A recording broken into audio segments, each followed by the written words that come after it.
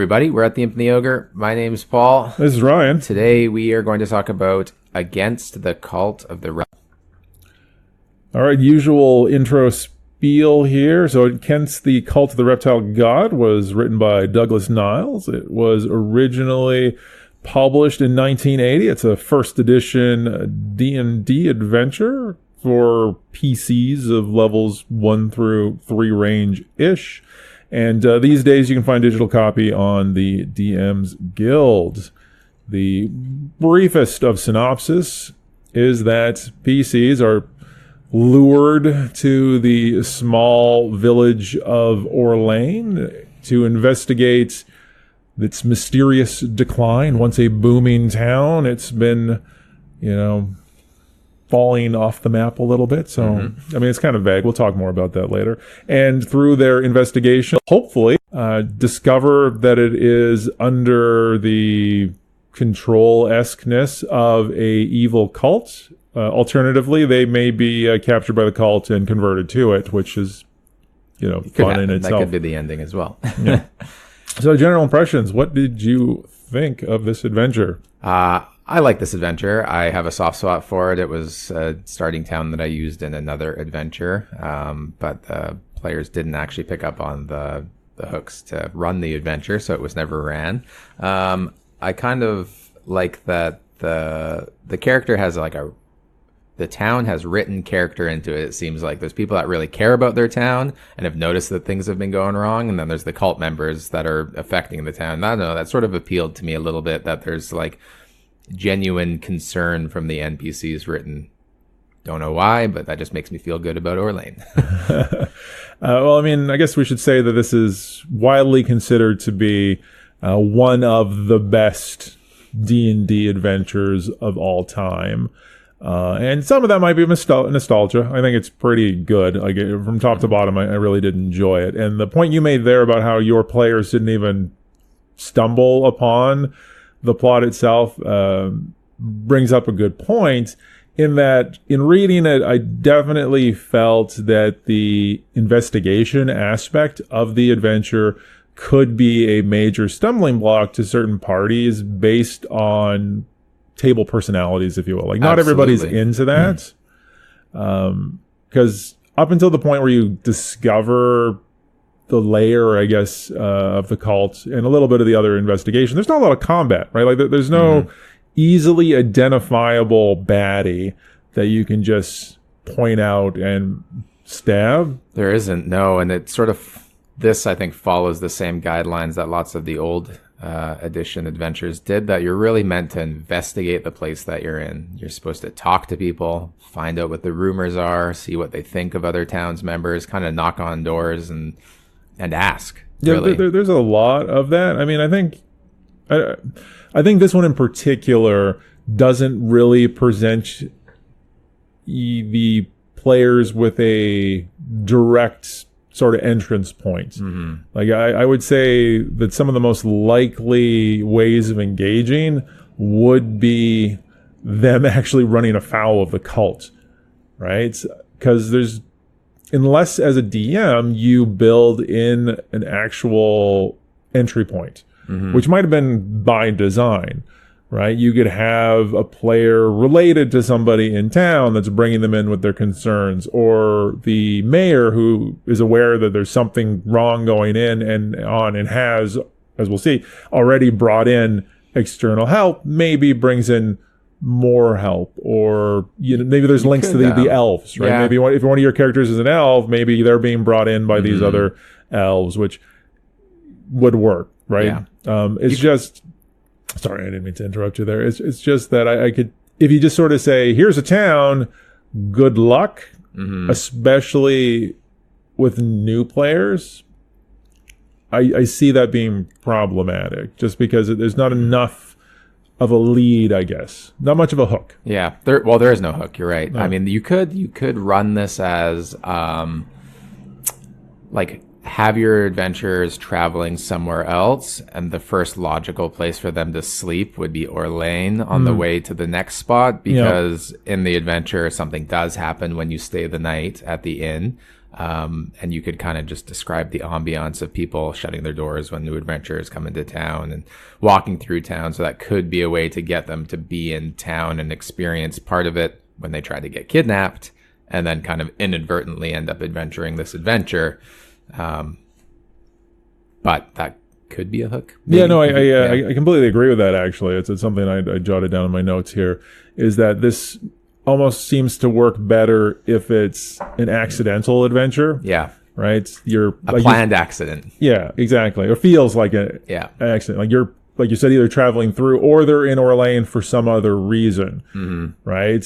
There's some other problem that they have to deal with, and this is their contact point for parts unknown. Much like the other week when we talked about War of the Wielded, right? Like when it fits better if you can sort of build it in as part of an ongoing narrative, you know, like a really nice derailment to a major plot point. I think the only important thing with the hooks is that for this particular adventure, the PCs can't be locals, right? Like it doesn't really work if they know everybody. Being outsiders is a major part of how this actually works. Like it just lots of first level adventures, you totally could just be, you know, Bill the baker's son who's decided to, you know, take up the sword, but not so much this one. Also, before we get into the nitty-gritty details of this, I just wanted to point out that most of the adventures that we've talked about, the earlier ones in particular, the that's the word I'm looking for here, not mechanisms, structure of the adventure lends itself to conversion to other editions, right? Mm-hmm. Like if you're running Sinister Secret of Saltmarsh, it's super easy to convert it if you're playing 5th edition.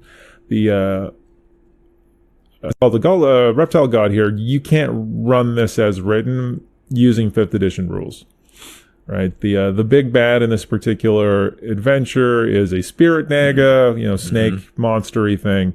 And in 1st edition, they had an ability that allowed them to basically permanently charm people indefinitely. Yeah. And charm in those editions work differently than it does in 5th edition, and spirit nagas work differently than it does in 5th edition. So you either got to hand wave the actual rules substantially and just be like, we're just going to play it using these rules because it's a cool adventure.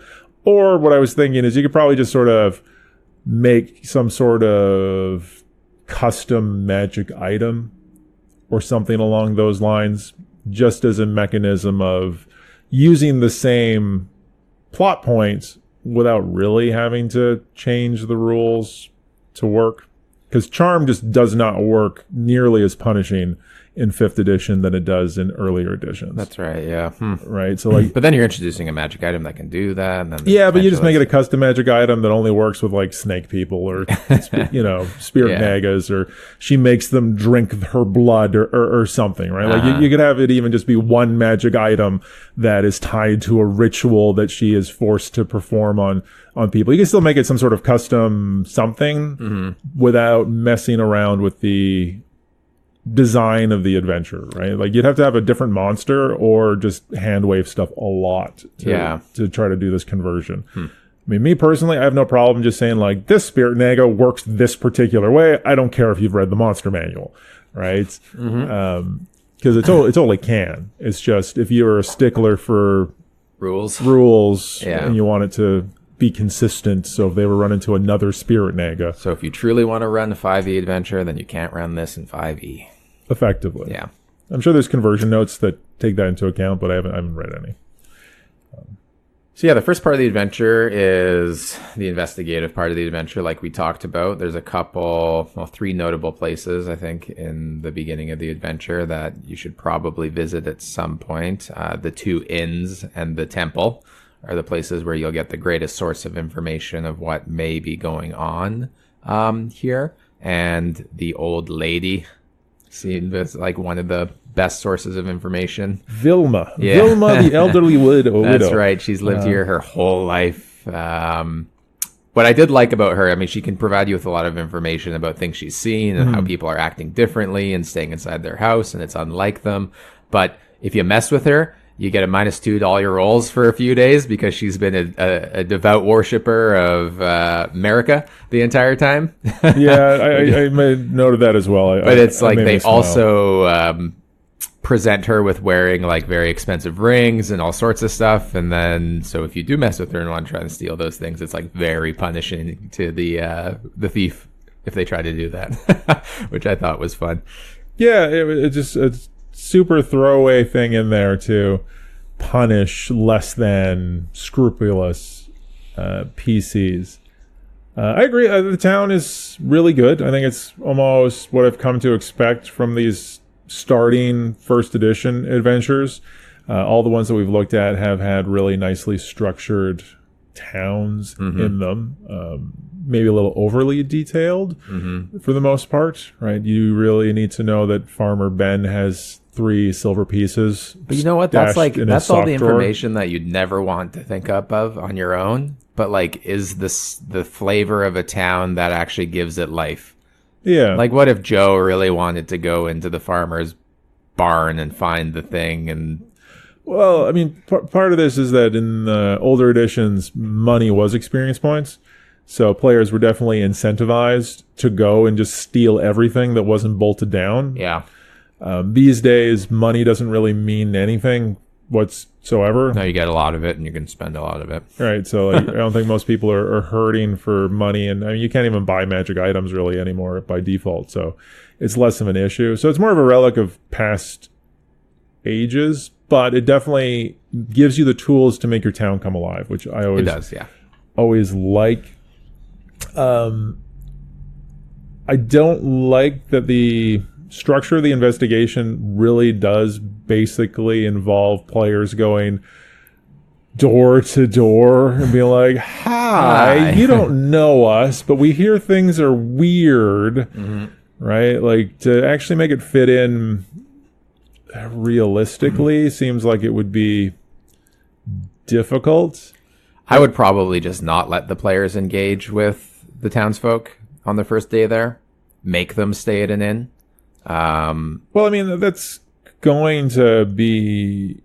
Because that's where things end up happening, right? Is the first night's at the inns or... Well, it depends on which inn they pick. Right, but right? You're going to get information either way from either of the inns. The good guy inn tells you about the druid, who you could go talk to for information, and he gives you information. Or you end up choosing the bad guy inn. And your adventure's over. Yeah, yeah, potentially, yeah. But yeah, I would probably just run it as if the PCs are coming to town. The townsfolk just don't talk to them. They hole up, and they describe that in the adventure that like the kids will run into the house and, Dad, the farmer, comes out with the pitchfork and is like, get off my lawn. So I would just probably play that up more and encourage the PC. Just got to stay the night. Well, was it you that was telling me about this? Or maybe I heard it somewhere. I can't remember. Just someone running this adventure that the party basically was getting into a fight with the first farmer that they encountered because the farmer was being cagey because he didn't like them and he was suspicious and he was afraid of them. And I don't know if it was your adventure or not, or something else, but basically just because they were being played as realistic, just sort of like, why are you here? Why are you bothering me? Like, who are you? Why are you asking me these questions? Type of response that it got the PC's, spidey sense all aflutter, and they basically wanted to beat up some random farmer because they don't like strangers. Bad things are happening. Once it kicks off, it's pretty easy, I guess, to keep the players engaged with it. I did like that there's a number of sort of red herrings and false leads built into it. To come back to the elves that I mentioned earlier, that the mayor had actually hired some adventurers or 2 elves to investigate the goings on, and he didn't tell anybody else in town about it because he doesn't trust anybody else in town. Yep. So a lot of the locals are suspicious about this house, and they're mysterious people that never come out during the day, which is totally designed to have your players confront these particular individuals, which I thought was kind of interesting in that it could lead to conflict. Yeah, what I like about the elves too is that I don't know if it's written like this anymore in New Adventures, but if you have an elf in the party, they're more willing to converse with you because you have an elf. It's sort of that like racial ties and bonds that seem to be prevalent in old adventures that just don't exist anymore in New Adventures, and I think those nuances make the games better. Yeah. Yeah. Well, I mean, remember early editions that halfling was a class, right? Like you were a magic user, you were a warrior, or you were an elf, right? Yeah. You weren't an elven wizard. You were like your race. The metahuman races basically were their own thingy. So that makes a lot more sense. They were supposed to be super rare. These days, it doesn't really matter. You're just like, oh, you're a drow, cool. Let's go save the world because that's what you do now. But you can't see in daylight, so you can't. But can you? Anyway, so I guess if your PCs do go around and talk to people, they can find out some information about suspicious folks. You can visit the inns. The Golden Grain Inn is the bad guy the Golden Grain Inn is where I've written adventure could be over really quickly if the PCs go to the wrong inn. Yeah, so if you go to the Golden Grain Inn, that's the headquarters of the cult, and you can get poisoned if you choose to have drinks there, and if you make the saving throw, you just kind of know something's off. If you fail, you get put to sleep for a number of hours. So if you stay the night there, you do get ambushed as well. So if you do end up staying and having drinks and staying at this inn, yeah, like you said, the adventure could be over real quick if everyone gets captured. Yeah. Would that happen? Well, from my understanding of how things are supposed to work, if you do drinks, like if you eat at the inn at all, like if you're staying at the inn, they're gonna eat at the Feed inn, you and right? drink you, Like yeah. you'll get the PCs will get drugged if they fail their saves. They're asleep. They will be captured, right? All their stuff will be taken away. They'll be tied up. They'll be taken to the Naga. Mm-hmm. They'll get attempted to be charmed, Mm-hmm. and if they fail that save, the adventure's over. Yep. For them. For them. And then you can bring in another party to try to rescue the first party effectively.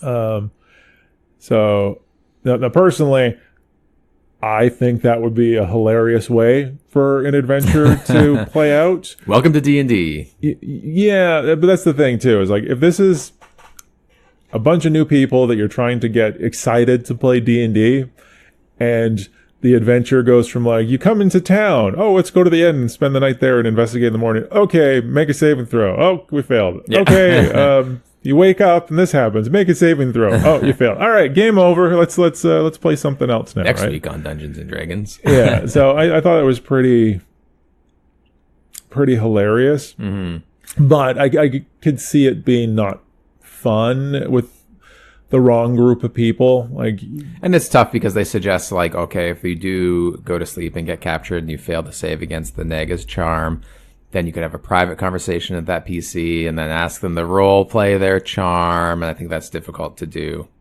given the circumstance, I suppose. Well, I mean, that would assume that like the PCs got separated and one person got captured and this happened and then they came back and then yeah.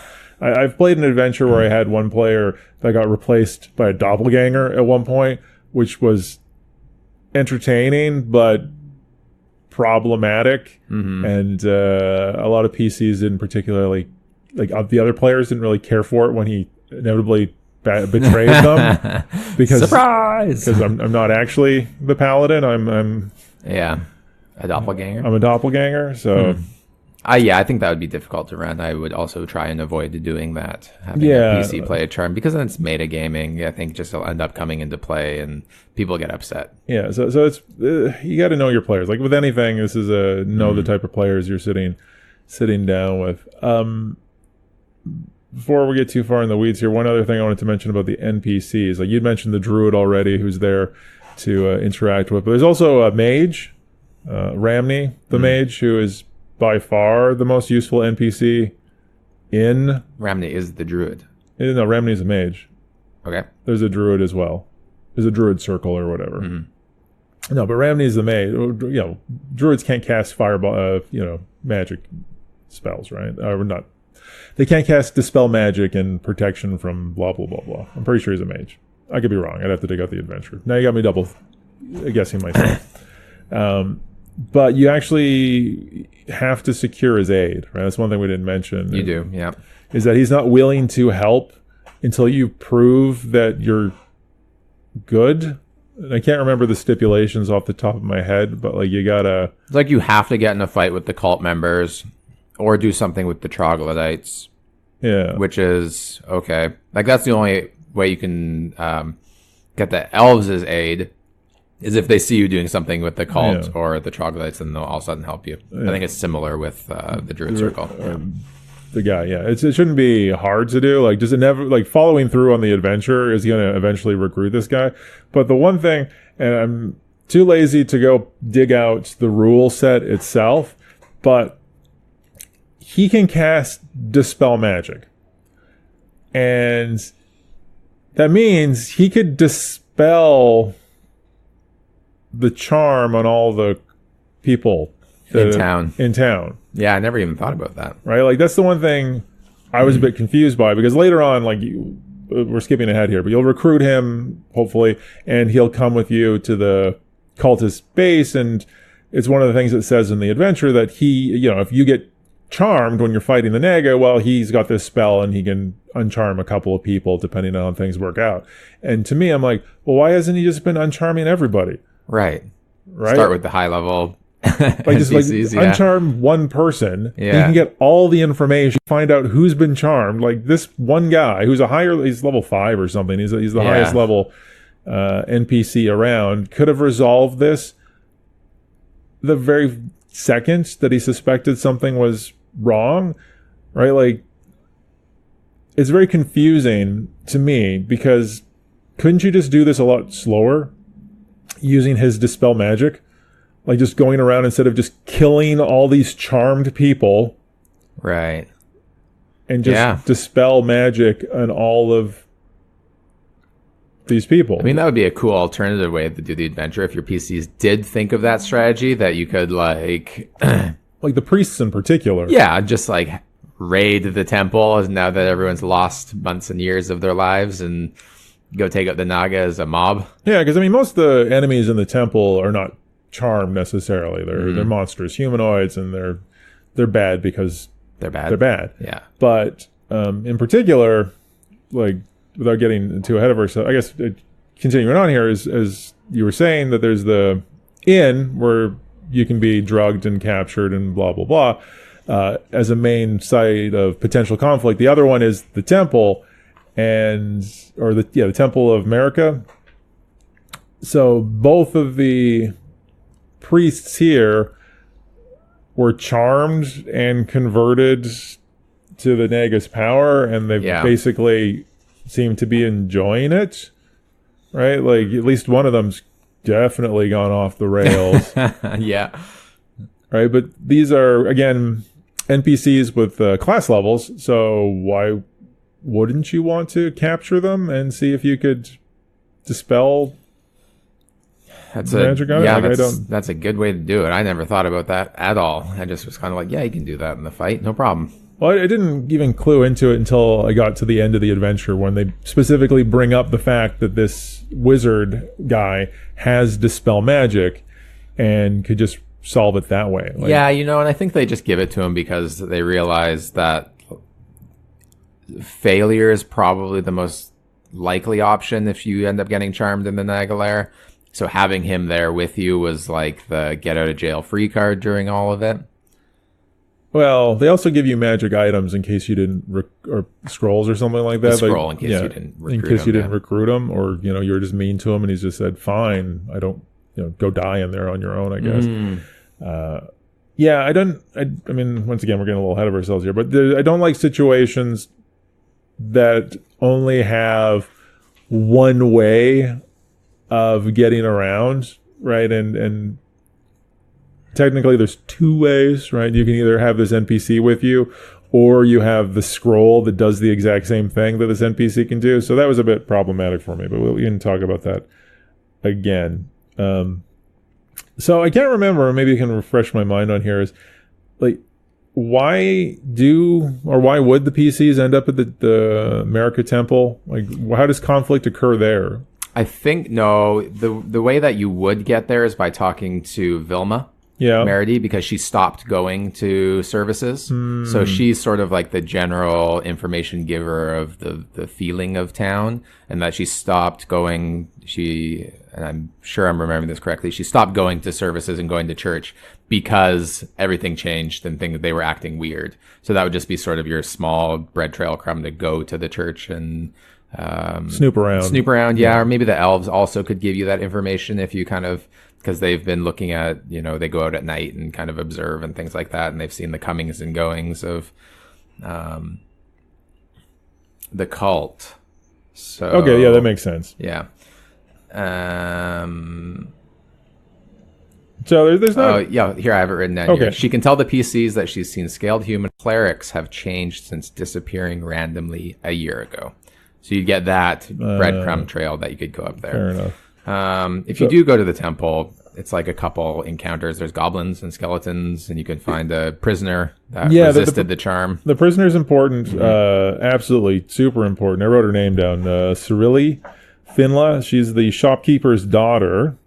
And she's the only member of her family that resisted the charms. That not only resisted, but was able to trick the Naga into knowing that she was resisted, or not knowing she resisted or something like that. Yeah. I don't know. I mean, she's been captured by one of the former priests of America for vague reasons that the adventure doesn't describe, but implies heavily it's not good.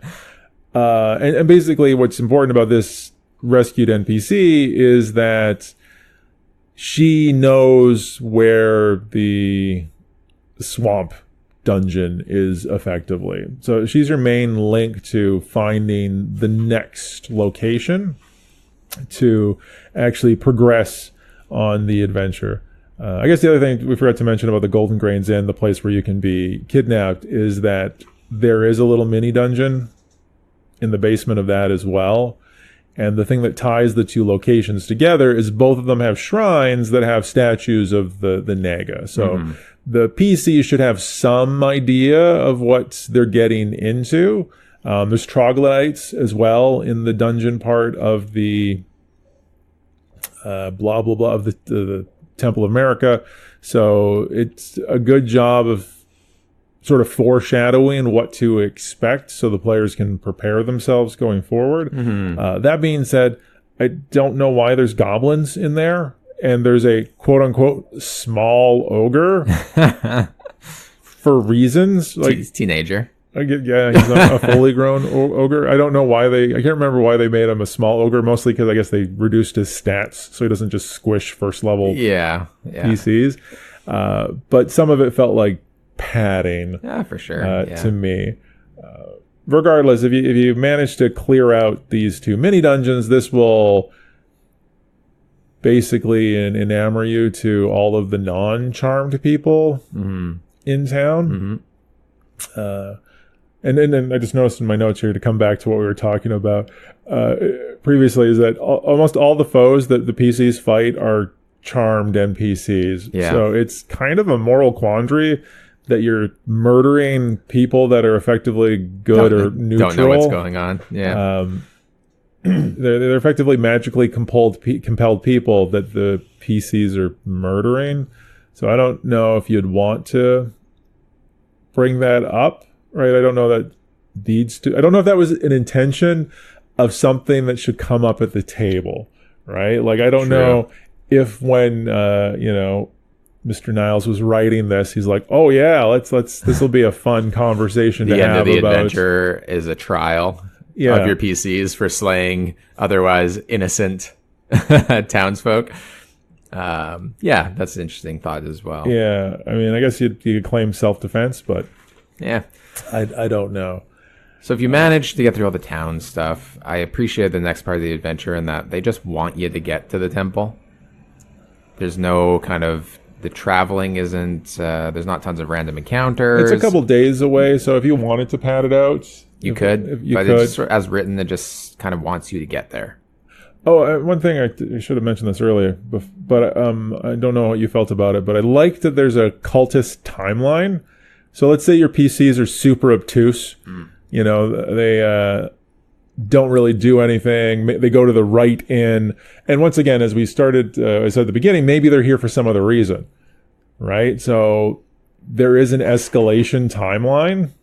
And I thought that was really cool and was one of the reasons why I thought this could work quite well as a side quest. Because if the PCs are doing other things, they will notice the weirdness from just being around. Yeah. Right? So that escalation is cool to me, at least. Like that, it's not a static thing, right? You don't have to sort of wait around for the PCs to figure it out. You know, every night that they go to sleep, something changes. Town member goes missing. And that progresses. And the other general note here I wanted to mention before we got to the layer itself is the technique that the cultists use to ambush the PCs in their sleep is to put silence on a pebble and then throw it into the room, so it puts the whole thing in a cone of silence, if you will. And I love that as a technique. It's a time-tested technique. I've had PCs use it in my adventures. Anytime there's an infiltration type of setup, being able to silence an area while you murder everybody is super beneficial. And I kind of think that it should be a default technique. I don't think we, as DMs, force our players to take noise into effect enough. Right, we've mentioned this before in other adventures with chain pulling the entire thing, that there's always little notes on like, oh, the goblins don't go investigate noise in the other room because they're used to fights happening. And to me, that's just ridiculous. Whereas if you made it more of a thing, your players come up with clever workarounds like this. Like, it makes sense to me that you should have to have a sack full of little pebbles that you cast silence on. Well, exactly. Or just cast silence on the melee as they run in. Yeah. And then, your wizards can still stay out of the zone of silence and cast their fireballs into it or what have you. And it would just be quiet fireballs. Yeah, I think that's something.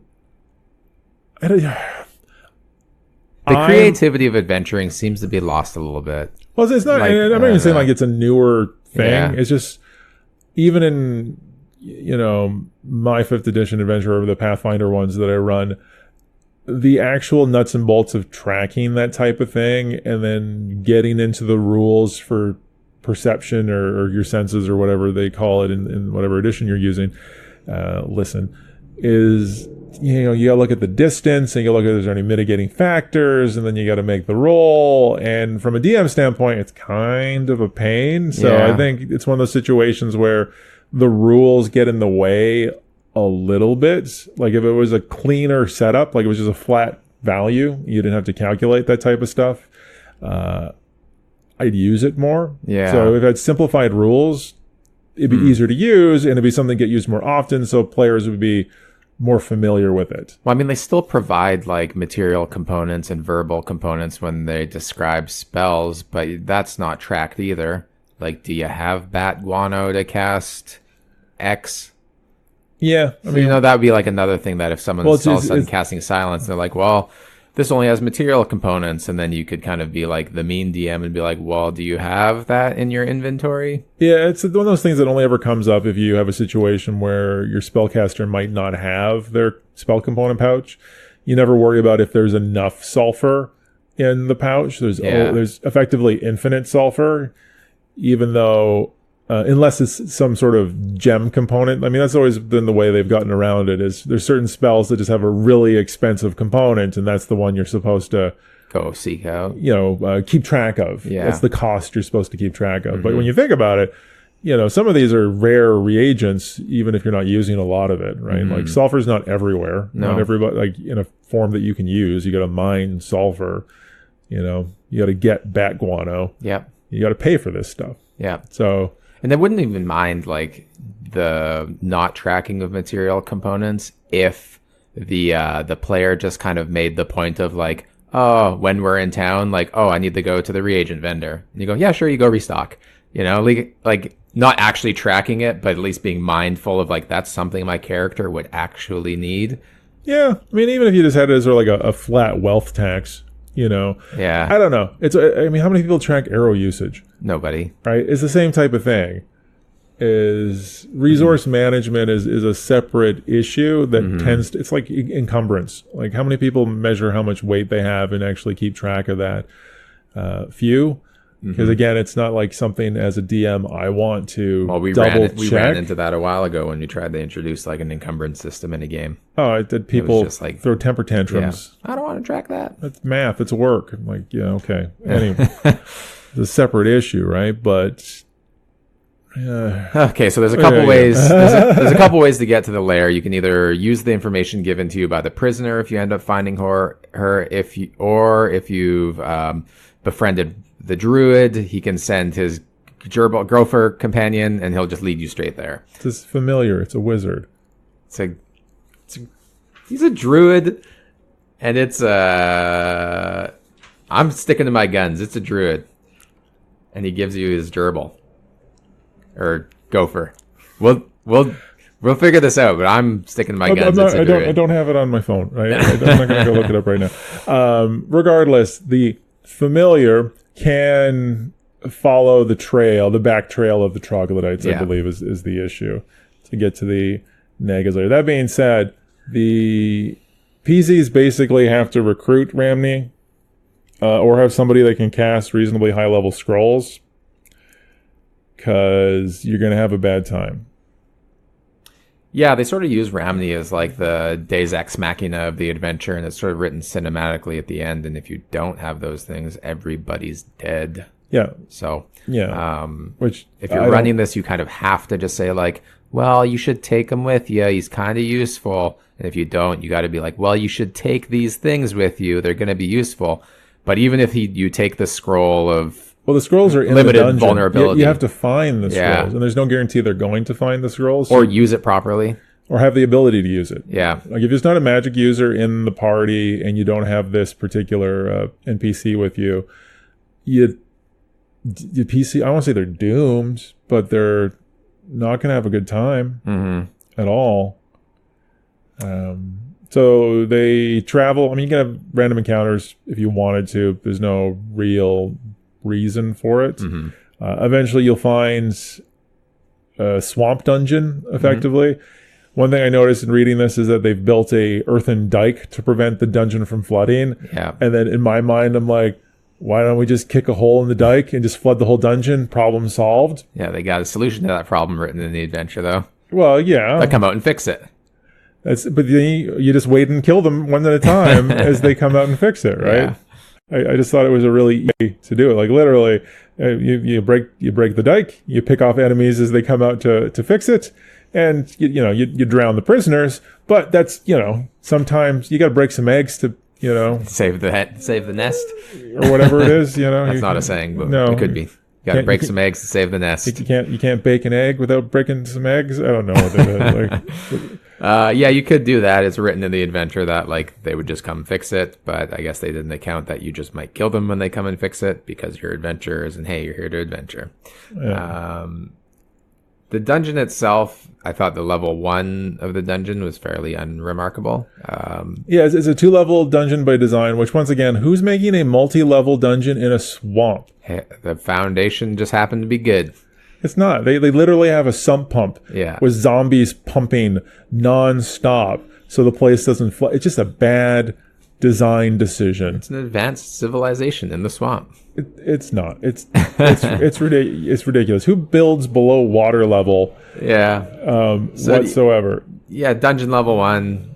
Some giant frogs. Oh, sorry, I lied. It's not a sump pump. It's a bucket brigade. It's literally a bucket brigade of zombies.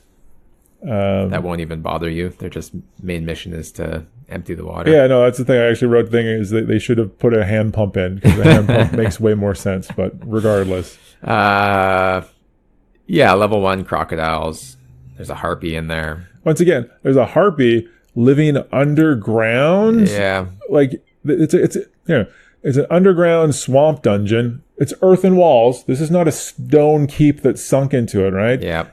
Yet the fact that there's 25-foot high vaulted ceiling rooms so the harpy can fly around and be harpy, Just put it outside. Just make a different monster. Yeah. like we're getting a little bit into the monster potpourri. It's like, oh, let's just. We haven't fought one of these yet. Oh, I bet you they're bored from fighting troglodytes. It can't all be troglodytes. Let's put in a flying monster underground in a swamp dungeon because that's makes sense. Like it, Fits the theme, you know? It doesn't fit anything. There's literally no reason for this monster to be there, right? So I just said here, nothing very exciting, but you get the impression you're in a mucky cave. Yeah. But I mean, I literally think not to let the harpy go, like I'm not done with this yet, is that I think it was selected because it has a charm effect. Yeah. So I think it's like, ooh, what monsters have charm? Harpies have charm. Spirit negas have charm. Let's put them all together. Again, the one downside to this monster being in here is if she actually, like assuming it's the harpy's a girl, charms one of the players, that might end up using using dispel magic from the wizard or druid, as you want to call him, which would be problematic if the PCs just tried to push through. Then again, I think there's so many encounters here that there's literally no way that you could do this in one adventuring day. Like, I don't think it's actually feasible. I mean, once again, it's first edition. Maybe you have a party of 20 people playing, right? Like, if you have enough people, maybe. But I see it as being incredibly difficult. True. I have some comments about some of the encounters. I don't know if you have anything. For dungeon level 2, I have a few. Yeah. Why don't you the coffer corpse I thought was difficult. That it can only be damaged by magical weapons, which you have none of. I think you find one at some point earlier. There might be something I'd have to go and dig through, but I think there's one in the blah blah blah.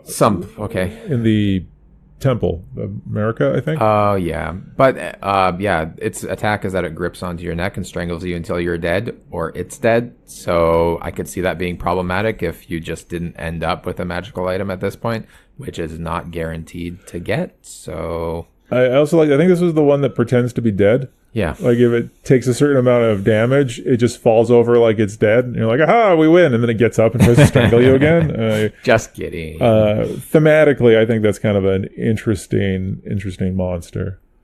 I like that there's a room referred to as the Zombie Factory.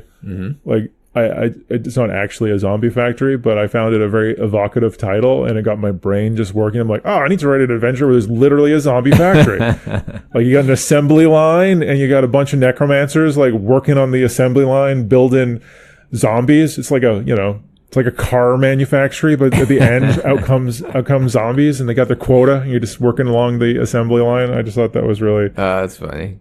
It was a good mental image that I thought you could make a fun adventure around, or you can even have a necropolis that has a zombie factory in it, right? It just tickled my brain. I also thought that the mud trap was kind of cool. Mud falls from the roof into the room. You can make a dexterity check to see if you escape immediately, but if you are trapped, you can be assisted to get out, which shouldn't be difficult, but if you fail, there's a 10% increasing difficulty on it each time you fail. So could be nothing, could be a slow death of mud.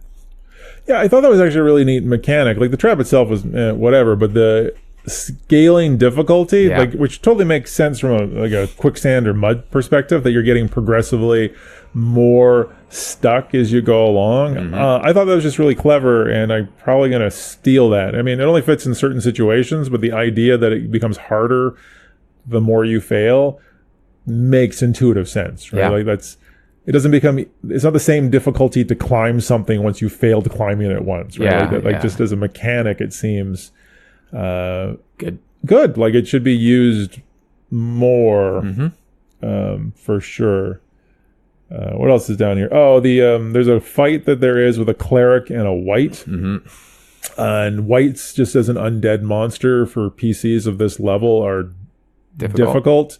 Right? Again, you need magical or silvered weapons to be able to do it, and the whites have energy drain, which again, first edition, you're sucking levels off of these people. Yeah. Fifth edition is you just lose temporary hit points, so once again, Whatever. not nearly as scary. I mean, still reasonably scary. You're in here as a second level PC, and it takes, half of your hit points. Well, then you have to have a long rest to get them back because we're superheroes and that's how it works. But it still slows the progression, right? Like if you just came from a long rest and then you go have this fight and bang, bang, one monster can basically force you to have another long fight, or your tanks are just going to be toasted. Yeah, pretty much just not having a good time. Yeah, that was the last encounter that I had notable. Except from the final encounter. Yeah, then the final, I have one other comment I going through there. There's a troglodyte hatchery that has 1,000 eggs. Mm-hmm. I felt that was excessive. just in general. 1,000 eggs is too many eggs? Yeah. Well, considering you encounter, like a dozen troglodytes... I don't know much about the reproductive habits of troglodytes, but 1,000 eggs for a dozen troglodytes seems excessive. Also, I don't know how big a baby troglodyte is, right? Are these 1,000 chicken eggs is a lot of eggs. Yeah. Right? True. Troglodytes are a lot bigger than chickens. Also, this is another situation where it's like a moral quandary. It's the goblin nursery quandary. Yeah. Do you kill the babies? Do you just murder all the eggs? I mean, I guess it depends how far along they are. They might make a good scramble. It could be breakfast. But, what do you do with 1,000 troglodyte eggs when they're evil monsters? I guess you could finish the dungeon, break the levee, and then just be like, well, flood it all. Just if you forget that they're there. Yeah, if you just do it passively, it's not like you actually did it. It would have broken on its own eventually anyway. So it's not. It's that's a real thin line. It's just like by association. Was it all? Were they alive? Maybe. Well, they're not hatched, so technically, I guess they. Anyways, 1,000 eggs. Not an argument to get into. No. 1,000 eggs seems like liked a lot. Like a lot. So you come to the room of the Naga, Explicita Defila. Defilus, yeah. I don't know if it's an awesome name or a dumb name. I'm literally 50. I could go either way. You could push me either direction, that it's ridiculous or awesome. She's like a Nega god-ish entity. I don't really. Spirit Nega. She's a spirit Nega, which is just a monster. It's just a type of Nega. I think her in general is supposed to be a very important. Well, she's trying to get worshipped, but I don't really get the end game here for the Nega. I don't know that it's really spelt out, or maybe I just missed it. I'm not particularly sure why, I guess, is the way to think about this. So this is sort of where the part of the adventure where things could go even more wrong than it had gone in the past. If you allow Ramney, the druid wizard, to come with you, to start off, the Neg is on a small island surrounded by water, so you have to pile onto Again, we're in a 2-level dungeon in the mud in a swamp, and we've entered the realm of Explictica Defila. We now have a water feature, Master Architect. Don't think about the architecture of the place and what makes sense. The dungeons as a whole don't make sense, right? Just from a engineering and architectural standpoint, a major underground complex does not make any sense. And especially whatsoever. When one room collapsed with mud, wouldn't that just start a cascade of every room collapsing because there's no support? Anyway. There's no timber supports in there. If this was built in the earth, it would collapse. So if you're an engineer running this game, you might feel upset, but. So anyway, she's on this small island. It's surrounded by water. And how do you get there? By clambering into a boat, which you can go across. And now this is the point of the adventure where I think everybody just dies, because if you don't send Ramney, the druid wizard, with you, she starts off by casting a fireball at the boat. If he's there, he can protect you. You can cast, was it Minor Globe of Invulnerability? Or you can find the Scroll of Invulnerability. Globe of Invulnerability. If you can't use it, your party gets hit by a fireball. So you can just use fireball over and over and over again. Yeah, so I mean, this is like the cinematic part of the adventure, I suppose, where you're supposed to just do this and it's cool and you think you're all going to die, but you survive because he's there. I'm not a fan of how it plays out. I could see how it might be neat if you were like the first time playing D&D, but running it's just like, well, maybe you could just let the fireball hit them, and too bad. Like, we've gone on about how adventuring is dangerous and killing things is okay, but you might die doing it. So, I mean, I guess it's one of those things where the PCs should be able to find out that it's a spirit nega. Mm-hmm. They should be able to figure out what abilities a spirit nega has. So I think it's not as problematic if the PCs are aware that spirit negas, or at least this iteration of spirit negas, can cast fireball. Mm-hmm. Right? And if they are aware that they're sitting ducks approaching, an enemy that can shoot exploding balls of fire at them, and they choose to do that way, they deserve to get a fireball in the face. Yeah. I don't really like that the default bringing along this wizard kind of takes away some of the player's agency. Well, it does, because they say that he's there, that you shouldn't use him to help, but if they're in trouble, use him to help. And I think I wrote somewhere in here, like, just let the adventurers adventure. Yeah. Don't intervene on their behalf to allow them to be successful, which is sort of what's going on here. It doesn't seem like failure is an option in this adventure, which I think adventure should be written as failure as an option sometimes. Well, failure should always be an option. If you can't fail, then you're always going to win. Mm-hmm. And if you're always going to win, it doesn't matter what you do, because you're always going to win. Mm-hmm. And a game where you're always going to win isn't any fun. Yeah. Right? Like, why would you want to play a game if you already know the outcome? And, that goes on to explain, like, why has this town been under the influence of this thing for so long? Have adventurers come and tried before? Has Ramney stood off against it before, and that's why he doesn't interfere in town? Like, there could be written things to eliminate the, like, well, why hasn't he gone around and started to uncharm people? Mm-hmm. Right?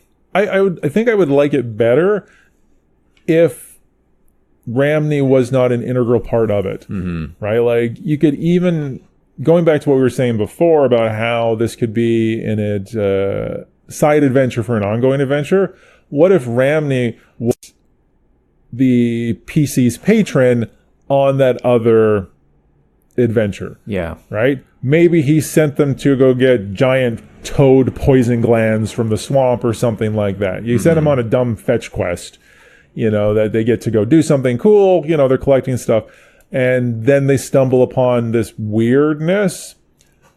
It gives them a person that they can go and... Okay. It goes into... sorry, where's my brain? It gives them a contact person that they can go to for advice. Yeah. Right? There's this super weird stuff, and he can be like, that's odd. It kind of sounds like blah. Uh-huh. Right? And then... you can use him to feed them information if they don't have access to it, but at no point do you ever maybe have him go, oh yeah, no, I'm super not busy right now, I'm going to go adventure with you guys. Like, no, you can just be like, oh, you think it's a spirit nega? Well, this is what I know about spirit negas. Are super dangerous. If you're going to go put yourself up against one, be careful. And they might be like, well, why don't you come with us? And he can be like, oh, my back. Like, who's going to feed the pets? Well, I think one of those situations where, like, if you're going to have powerful NPCs be patrons, you got to give them a good reason to not just pop in and save the day, if you will. I mean, because at a certain point, there's nothing stopping an NPC from just like teleporting in and just flinging disintegrates everywhere and mopping the floor. That's right. You could just have them super disintegrated. Like, oh, Spirit Naga. Yeah, they do that. They're super crazy. You know what? They have this gallbladder that's really important for potion making. Or you just don't make him a wizard. You make him a sage or something like that. An alchemist. He doesn't have the particular abilities, but he can provide the information, and that way it allows the PCs to prepare, right? I think if they know that there's these issues that they have, then they can go and take the time to prepare for it. Be like, oh my goodness, we should make some sort of preparations in case we have to fight this and it's shooting fireballs at us. What options are available? Yeah, and I'm always a big fan of difficult encounters made easier by proper preparation. Yeah. And I think that's how more encounters should be written, that if you just ran in there blindly, chances of success are low. If you got the information and prepared, you're probably going to win. Well, that's exactly it. Like, as written, without the wizard, the Naga is just going to blow them up in the water. Hit them with a couple of fireballs and you're going to be dead, right? So I think providing information and opportunity. I mean, you can even have, in my situation, this patron will mention that, oh yeah, if they're charms, they're not really under control. So it can plant the seed that if the PCs actually did want to try to use non-lethal tactics, right? Like, you can still fight them, you just don't kill them. Right? Which is, once again, super easy in 5th edition, because any attack that's going to drop them below 0 hit points, you just say, oh, that was a non-lethal attack, and then poof, they're asleep, right? Okay, but if you give them the opportunity to use non-lethal tactics when they want to, I think that makes it more interesting and engaging. Like, and then they can't claim ignorance. True. Yeah. At all. So, anyways, I think it wraps up. The expectation is you kill explicit Defilus. I think there's some treasure there.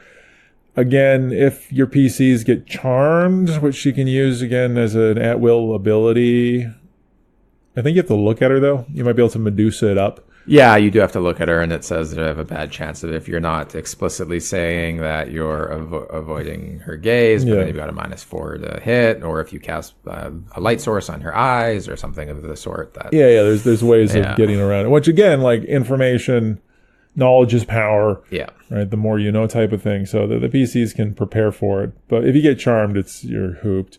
Also, I was thinking it was kind of funny, like, say you did have Ramney with you. What if he's the one that gets charmed? Yeah. Because he's just sitting in the back hanging out. Yeah.